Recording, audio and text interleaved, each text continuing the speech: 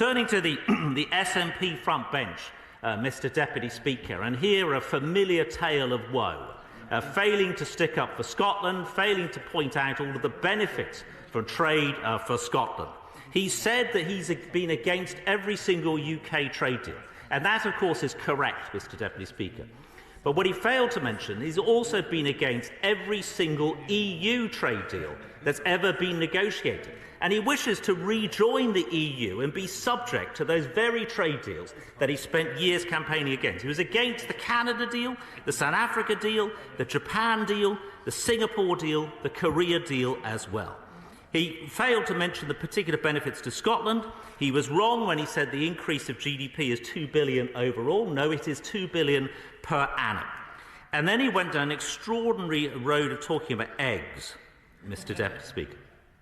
Eggs, 90% of our egg consumption comes from domestic production. All eggs are subject to SPS checks, and EU ones will also be subject from Wednesday under the border target operating model.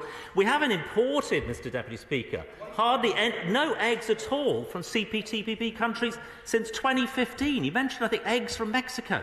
There's been not a single import of an egg from Mexico since 2005. I mean, this is most extraordinary scaremongering.